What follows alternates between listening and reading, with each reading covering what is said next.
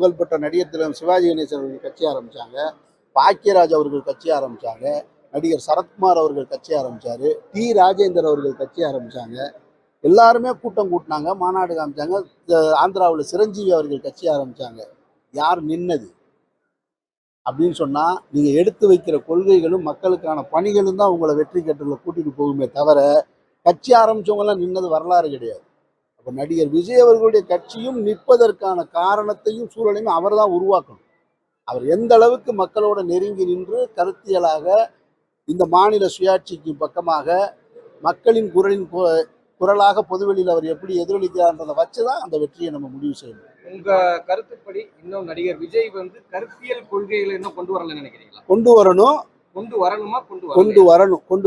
கொண்டு வரணும். இந்த மாநிலத்தின் உண்மையான பிரச்சனைகள், தேசம் சந்திச்சுக்கிட்டு இருக்க முக்கியமான பிரச்சனைகளை அட்ரஸ் பண்ணணும்.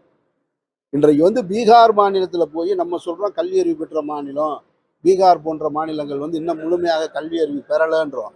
அந்த மாநிலத்தில் போய் இங்கே நடந்திருக்கக்கூடிய தேர்தல் ஆணையத்தின் மூலமாக நடந்திருக்கக்கூடிய இந்த வாக்கு திருட்டை தெல்ல தெளிவாக காங்கிரஸ் தலைவர் ராகுல் காந்தி அவர்களும் திராவிட முன்னேற்ற கழக தலைவர் மு.க. ஸ்டாலின் அவர்களும் எடுத்து வைக்கும் பொழுது அந்த பாமர மக்களிடம் அந்த கருத்து போய் சேருது.